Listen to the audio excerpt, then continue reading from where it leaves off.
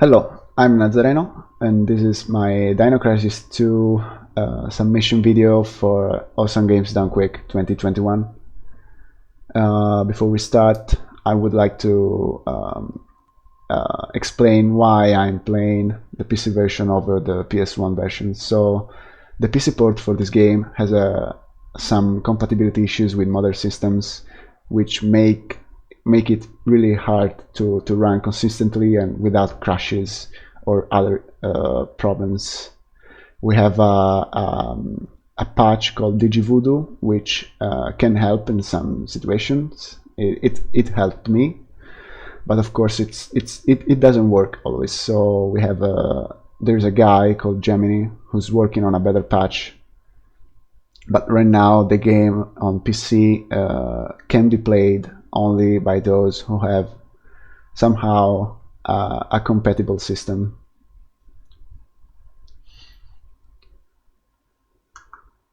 This is going to be a commentary of my world record run on normal mode.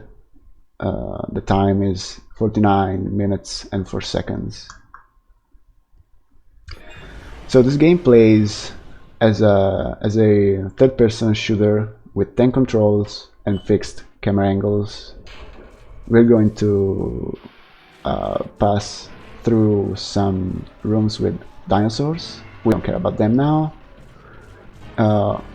One important feature of this game is random encounters. So wherever you are supposed to face dinosaurs, they will spawn with random spawn sets and spawn positions, which is quite tricky to learn when you start practicing this run, and can always be a bad surprise during a run.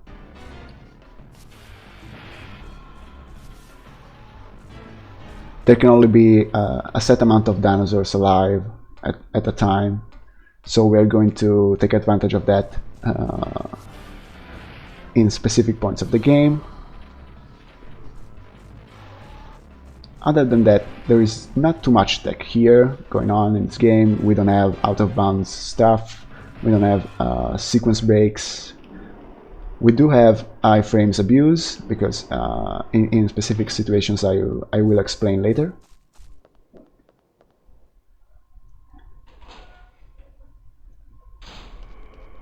This is quite a tough room, because the raptors here like to spawn outside of your camera angle.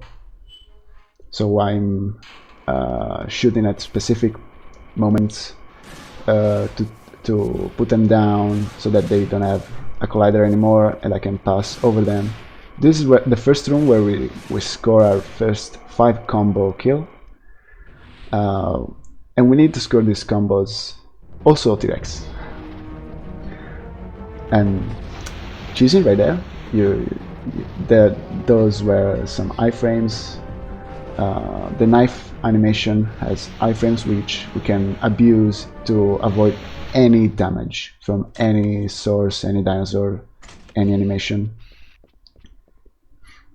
So the points here are gained by killing dinosaurs, making combos, and clearing rooms without taking damage for extra bonus.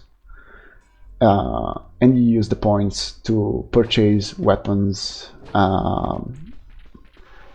healing items, stuff like that.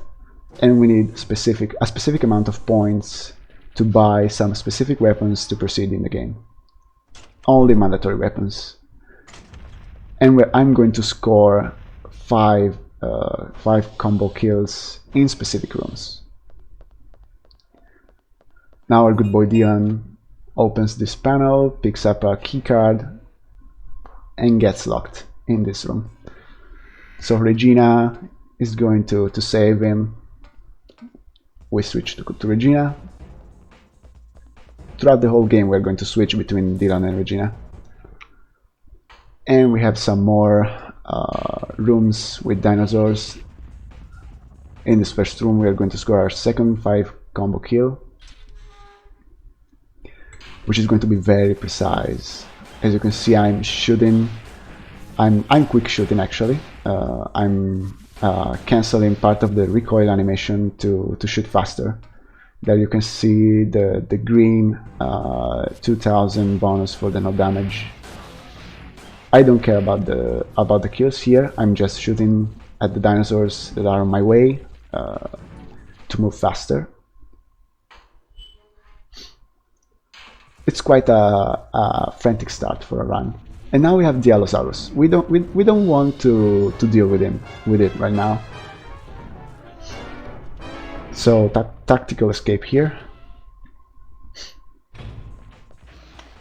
Also, climbing up and down ledges and ladders gives you more iframes, so you might use that as well in specific situations. Now we have a cutscene and Paula gets introduced. We don't know who she is. And we buy the firewall, which is our first weapon. It's a sub-weapon, so like the original stun gun or Dylan's machete.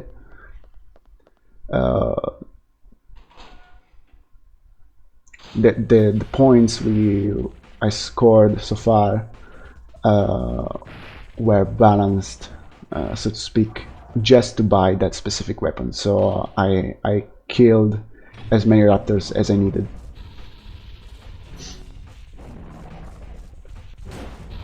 Which is around him. I shot at the Allosaurus because if you time your shot relatively to the Allosaurus's attack animation, you can stun him with any weapon, literally. The stun gun, the pistol, the shotgun. Poisonous area. Here we are going to use the firewall against these plants, which is a triple kill here, and we spare these plants. This is very important because leaving some plants alive at this point of the run, that was very risky right there.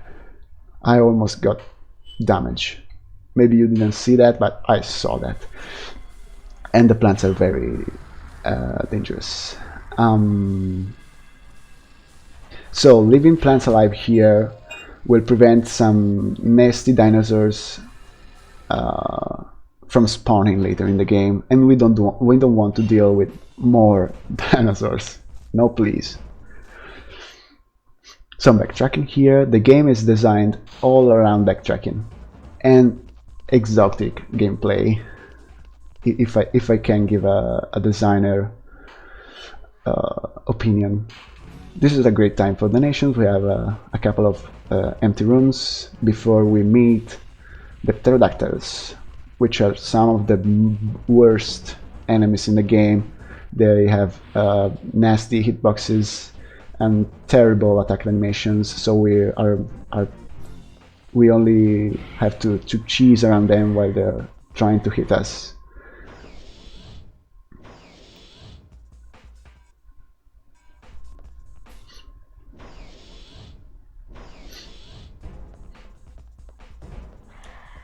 A few more rooms with raptors.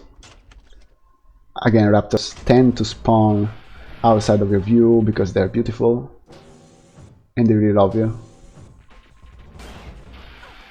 Here I took damage. This is a very tight corridor, so it's easy to take damage here, but ideally you want to cheese around them or to stun them with a few pistol shots. Some bad menuing here. Despite this being a world record run, my menuing is terrible. My menuing is terrible in general, but here it was especially bad. With a nice swapping puzzle, we get the right key to set Dylan free.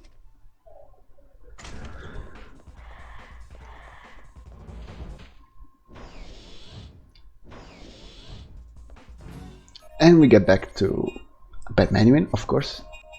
Man, what a menuing.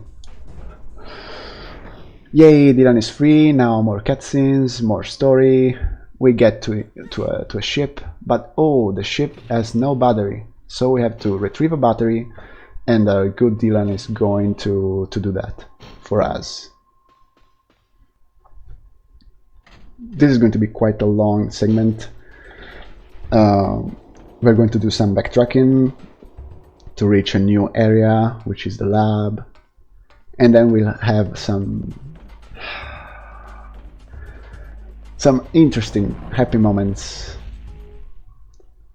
This is a nice time for donations. We are only crossing some rooms with raptors and allosauruses, or allosauri, if you like Latin.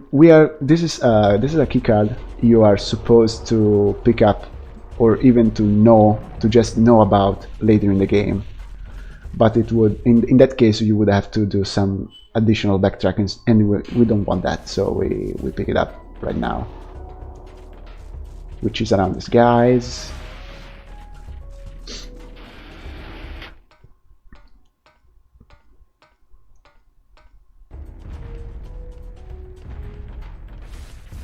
Again, the random spawns, the random encounters are a very important part of the run, because you cannot, like, comparing to a Resident Evil, you cannot enter a room expecting a specific set of zombies in specific positions.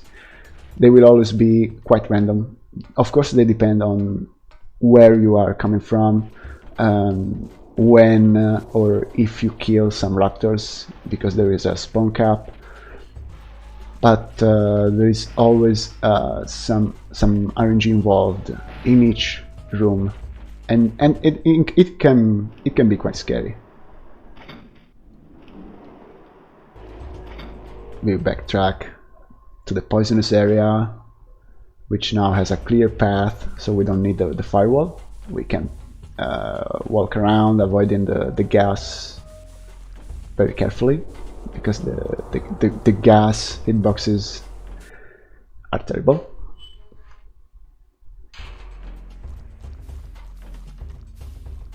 That was very lucky. In this specific room, I am running as fast as I can, cutting all the corners, hoping for a nice timing of the plant's attack animations, because you can and you can always get unlucky and take damage, and a couple of poisonous attacks can kill you. Some random raptors, we don't care about them. Then another allosaurus here, and we choose around him. Dinosaurs in this game have various flavor animations where they bark or look at you and do stuff, and you can walk around them while they are doing what they're doing. Pack corridor here, some quick shots. We take care of this weed, which was blocking the door, and of course Regina's stun gun couldn't cut it. Here we meet the oviraptors, which are the fastest dinosaurs in the game, quite annoying. Some bad menuing to open up this door. Man, the menuing.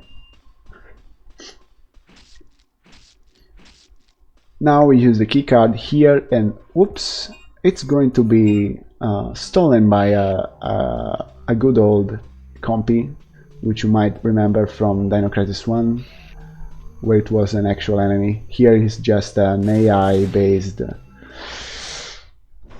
thing, which we are trying to manipulate to go into the vents here and eventually enter a cage so that we can retrieve our keycard. And AI manipulation here is quite annoying.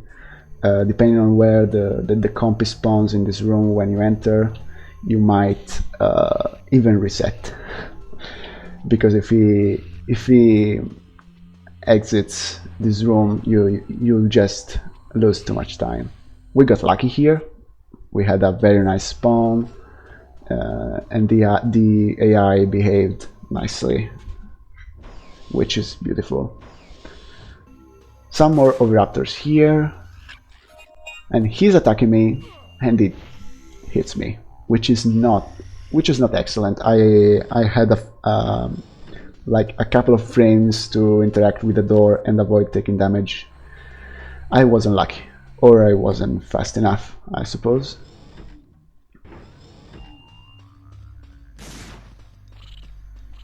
Avoiding some more raptors there.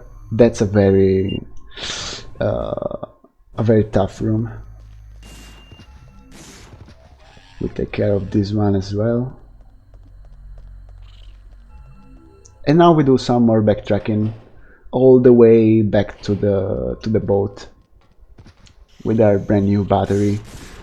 This is a good moment for donations. There are not too many threats right now. Here you can see the stun shot. Again, you can time your shot depending on the Allosaurus's animation and stun him, which is beautiful and it's going to be abused later in the game. Poisonous area. Here, if there were no plants, we would have had oviraptors randomly spawning out of every single bush for 2 big rooms, and that would have been just terrifying. So we just pass around, walk around these harmless plants, and we're out.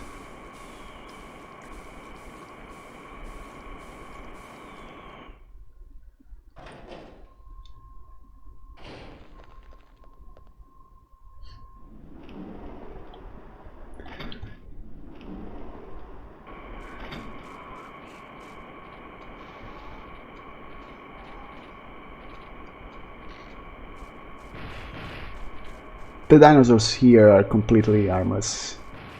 As long as you're not in tight corridors, you can easily cheese around them. And that was a very wide area. But now we have a couple of corridor-based rooms.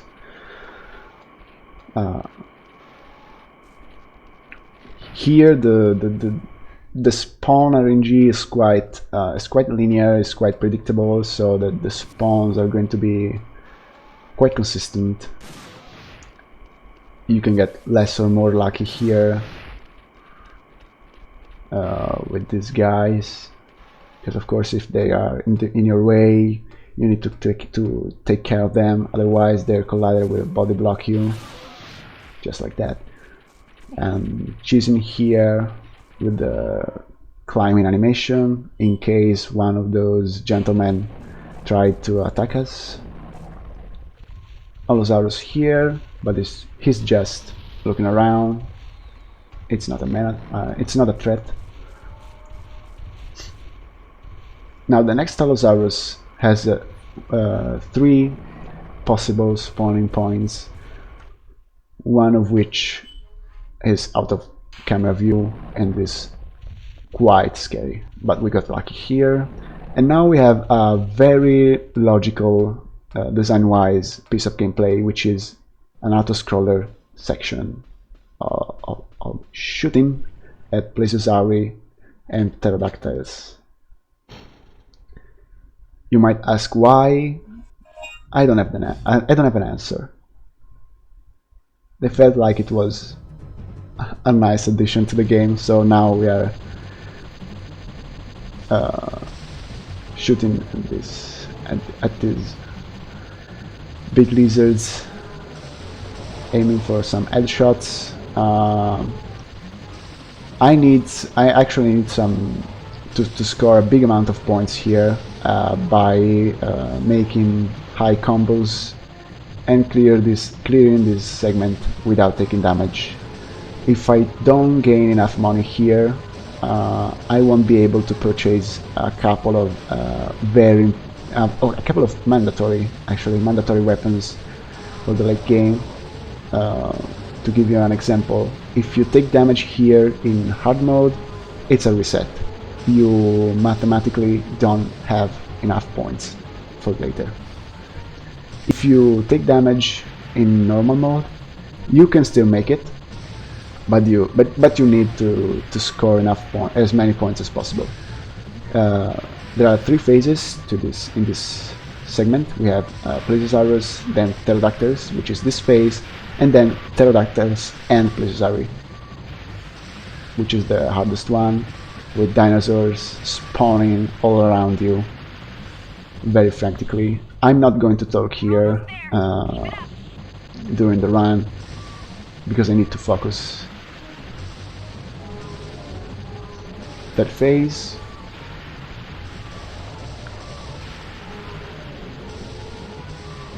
You can see I'm aiming slightly over the Plesiosaurus heads because the hitboxes again are quite finicky. Everything is finicky in this game. And there I took damage, but since this run made it to a world record, I'm pretty sure past NADs made it throughout the whole game. And that was the last dinosaur. Ideally you want to score around 60,000 points or even more. But since we got damage, there you can see only 42,000. Now we get back in control of Regina for a few rooms populated with Plesiosauri and Pterodactyls. We are going to run around them and cheese their attacks, abusing the knife dodge when necessary. Again, these are all tight corridors in a Resident Evil fashion, so I'm always trying to hug the opposite side to prevent them from attacking me, but bad things can still happen. First room with Pterodactyls now, which are very scary right here because if you're lucky, like me in this playthrough, in this run, I just ran with a very specific line here as well, but you might need to use the knife dodge.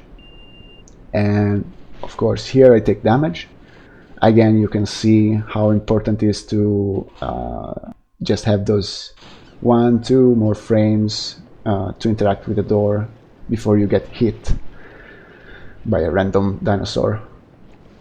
One more room with the Plesiosauri. Then we have a room with Pterodactyls where we have to retrieve a key. And then we have a nice elevator, which is quite infamous among us Dino Crisis 2 players or speedrunners, because since this game was being developed at the same time of Resident Evil 3, I suppose the designers, which are different people, thought it would have been nice and interesting to have an elevator requiring a password of 4 digits randomly picked from an array of 8 possible passwords, which is a huge rank killer. I got super lucky here. You can see a first try password. The chances are minimal. It's terrible. You can easily lose 20, 30, 40 seconds just to bad RNG right there and kill the run. You can, and this is 20 minutes into the run, so you can get the first 20 minutes perfect, everything great, no damage, great spawns, and then you get 8th try elevator and your run is dead. This is a quite simple puzzle. This is a good time for donations before we get to another piece of interesting gameplay. So imagine being a Capcom designer and you already put a sharpshooter section, an auto-scroller section.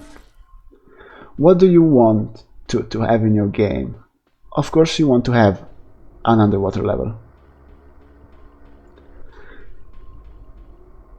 And this is going to be an underwater level filled with Mosasauri, which are some quite nasty dinosaurs, similar to crocodiles, I'd say.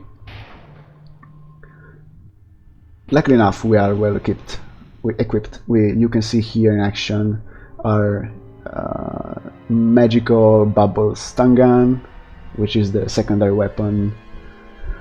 We jump here with a very specific timing to avoid these following attacks. It doesn't always work. I have to say, you can get unlucky and take damage there. Now we buy the aqua grenade, which is an underwater only weapon. We're going to need to destroy a pillar in a few rooms later.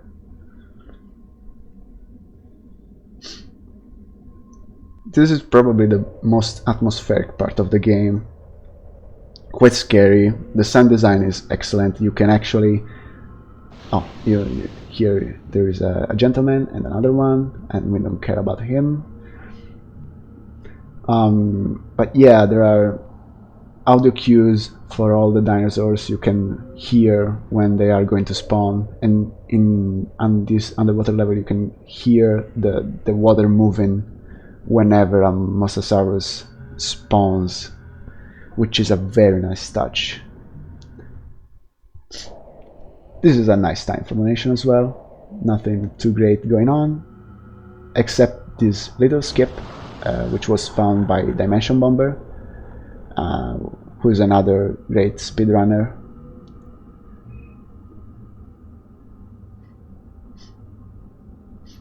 Grabbing the corners here, because since we are moving very slowly, we need to walk across these rooms as quick as possible. Now we are going to chased by this little guy, and we shoot him while in midair, because if you jump and aim, the auto aim still works, and it helps you. Now we take damage, of course. Bad RNG is bad. These spawns are all random. I got not too much lucky, but not even too much unlucky. One more little skip here. We jump around these pipes to avoid a single jump, and we pick up the plug, which we are going to use on a control panel of some sort to open up some doors.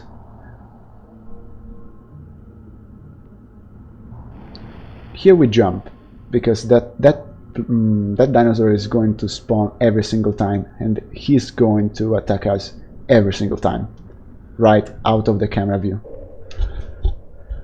which is not good design.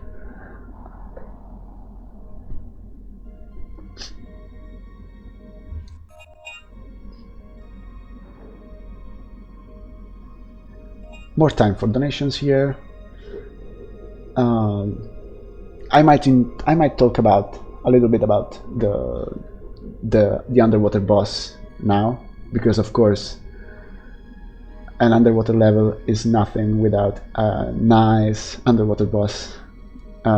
Weirdly enough, this is going to be the only boss without RNG, because we are not giving him the chance to be random.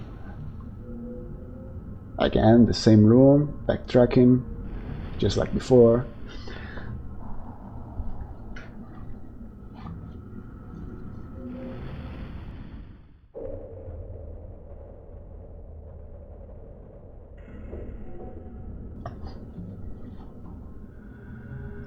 Great time for donations. We're just chilling.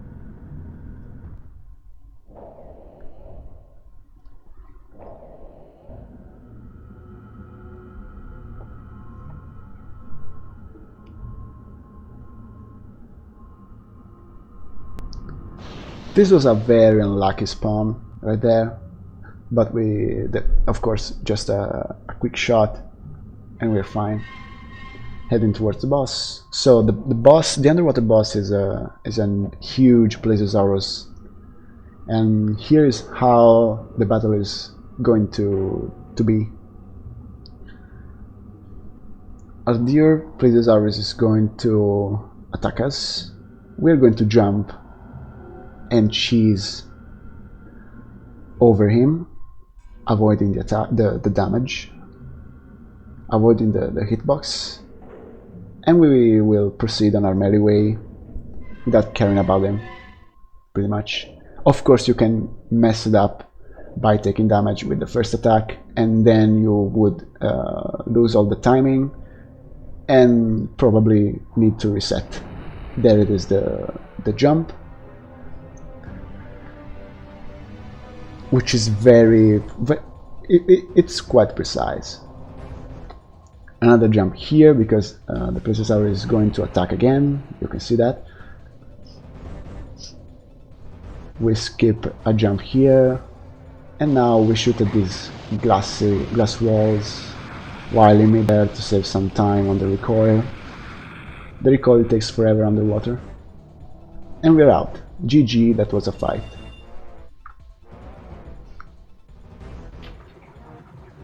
After this, we are back with Dylan. And before we proceed with a brand new area, we are going to buy some weapons. Ideally, you want to buy right now the chain mine, which is a secondary weapon mandatory to proceed, and the anti-tank rifle, which is very helpful for later in the game. But in this run, since I got damaged during the sharpshooter section, I could not afford the anti-tank rifle, so I had to buy only the chain mine, which is quite unfortunate. But we can work on that. The run can continue without the anti-tank rifle. We can finish the run actually without the anti-tank rifle. It's just slightly slower, not too much.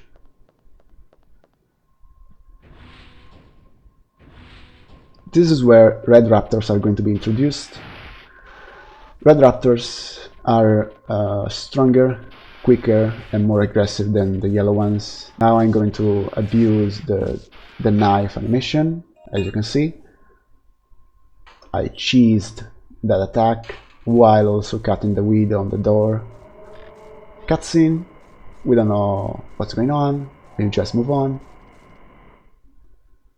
Quick menuing to equip the chain mine. Now we have a room with oviraptors, and this is a very nasty room. RNG wise, you can easily get damage depending on where the oviraptors spawn because you are in a hurry.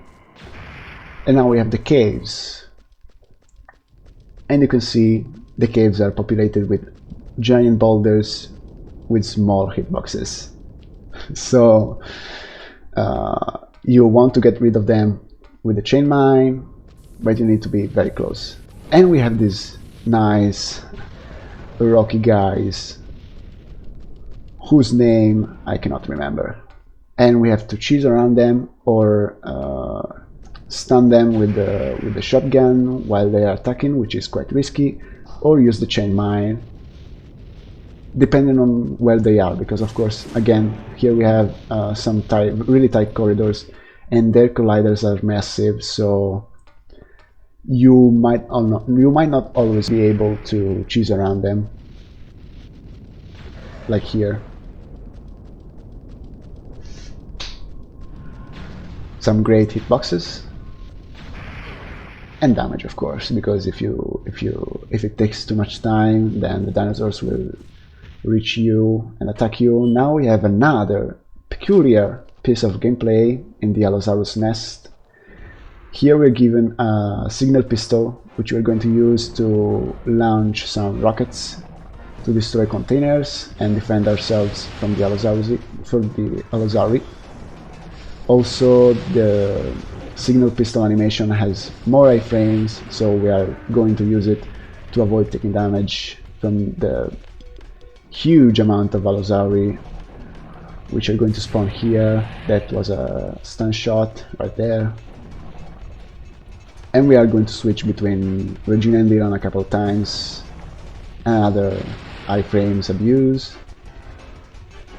Allosauri spawning all around the place. This is very scary. That's another segment where I'm not going to talk too much. Choosing up the ladder. Back to Regina for the last time.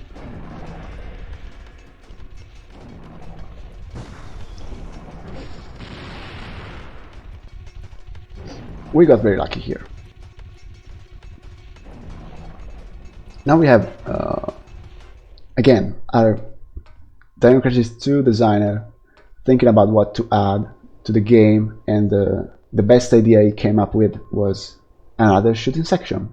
This time on a car and shooting at Triceratops. So you want to clear this segment as quick as possible. Just a little tech information which was discovered by, again, Dimension Bomber. The damage you deal to the Triceratops is relative to how close they are to you. So the closer they are, the more damage you deal, and the quicker they die. And the quicker they die, the less time they have to behave randomly. And if you don't kill them quickly, these big boys right here can really take forever. And then it's over. Back with Dylan for a few minutes. Then we're going to have some exotic gameplay again, because design. We pick up a key, which was lying for some reason in this store, and we buy the anti-tank rifle now. It takes a few time, of course. It takes a couple of seconds to stop by the shop, but it's worth it. More pterodactyls, not too dangerous here. And then we have oviraptors, not too dangerous here. Even if oviraptors in open spaces are quite scary. And now we have, you cannot guess this, but we have a tank section. We are going to escape from a T-Rex by using a tank with some stun projectiles, which we are using right now to slow Rex down, while we are taking care of these conveniently placed containers. And of course, you have only a set amount of stun projectiles, so for the second part of this segment, we are going to time our regular attacks against Rexy, because they do stun him, but not too much.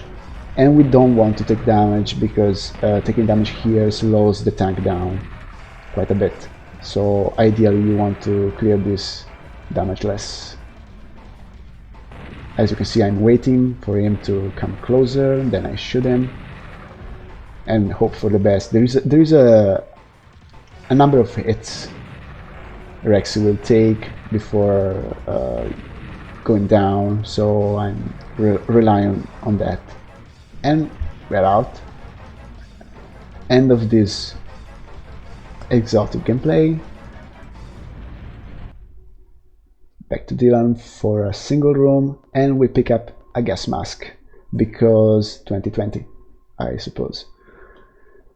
Back to the boat, back with Regina, and we do some more backtracking. You might have guessed this. To the first area of the game. Now it's going to be populated with the nasty red raptors. So we are going to have a couple of very dangerous rooms where we're going to try and cheese them and avoid taking damage, because they really like to throw you down, play with you, deal you damage, kill your runs.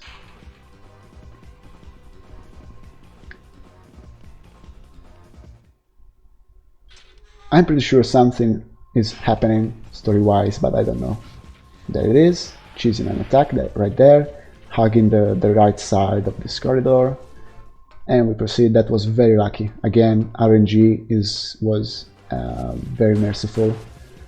I'm trying to shoot here because there is a small chance to stun them, even with the pistol.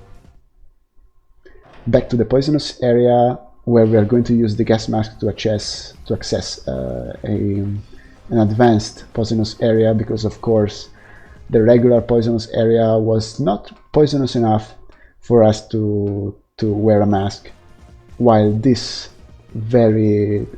top tier area requires a mask. Logic.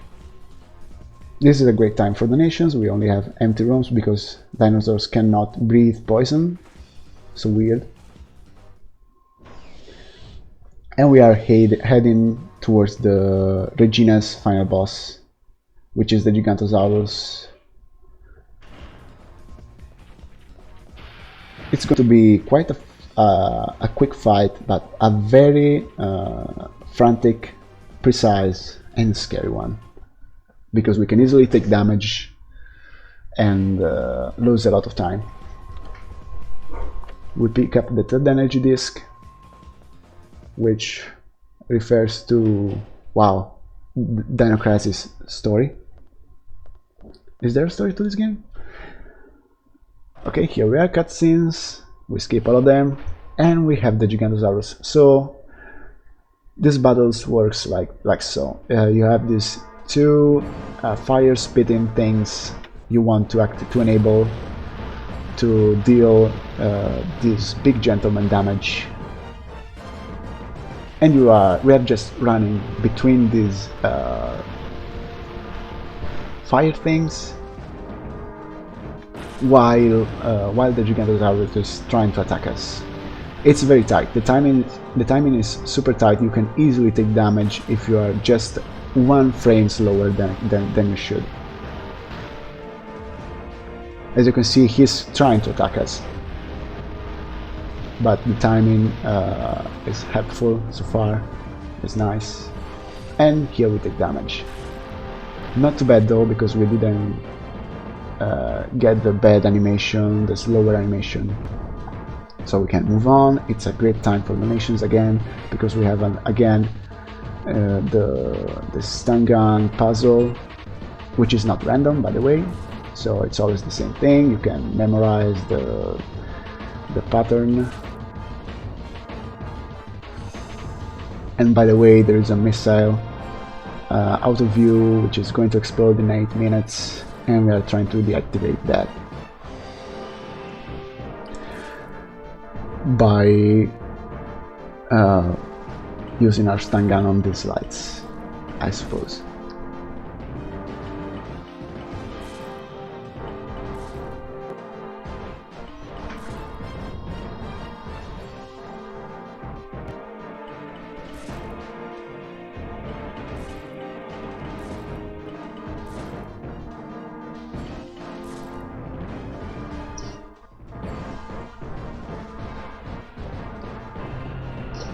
We're almost at the end of the game. We have one more section with Dylan after we're done with Regina, but it's going to be a very interesting Dylan section with, of course, you guessed it again, exotic gameplay and a very scary boss fight, final boss fight, which I'm going to explain later.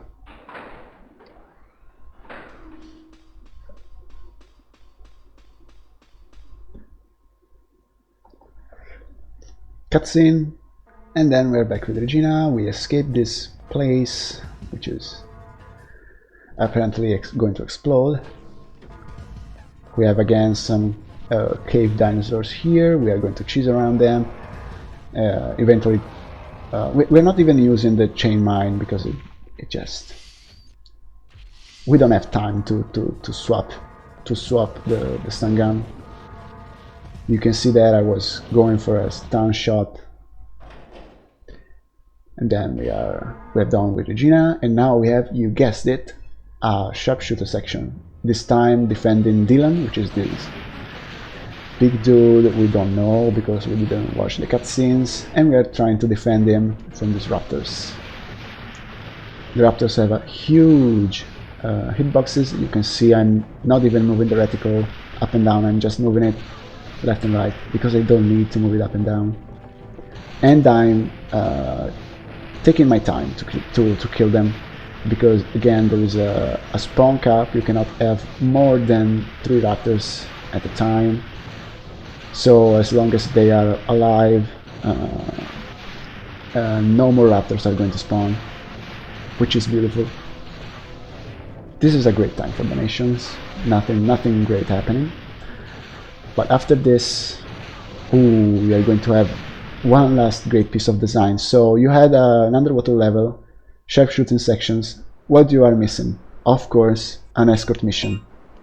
And this is where we use the anti-tank rifle, because we are going to defend Paula from these oviraptors randomly spawning, and the anti-tank rifle one-shots them if we are heading to the end, towards the end of the room before Paula, because the spawn happens when you change camera angle. So as long as we stay here, no more oviraptors should spawn. We wait for her, because she can only she can open this magic technological door. We have one more escort room. It's a very short escort mission, to be fair, but it's still an escort mission. Again, I'm YOLOing this room, and I don't care for the damage that Paula is going to take. But you need to be careful, of course. If Paula takes too much damage in the first room, she might actually die while you are going for this last door. Then we are done with the anti-tank rifle. We switch back to the shotgun, because we are going to need it with the final boss. And we have a nice short piece of gameplay where you have to oh well, let me explain. So the passage is blocked by these lasers, and we are going to activate these 4 columns of technological power, not better explained, to disable the lasers. Meanwhile, we are being chased by the red raptors, but we don't care about them. If you are wondering what that fancy lateral move is, that's the sidestep. It's a nice addition of which this game has. It can be helpful sometimes. Cheesing right there, abusing the iframes from the climbing animation to avoid taking damage and therefore losing time. Now we have the last column. I don't even know how to call all these pieces of weird technology. We push buttons here and we can move on. Now, this is the final area of the game.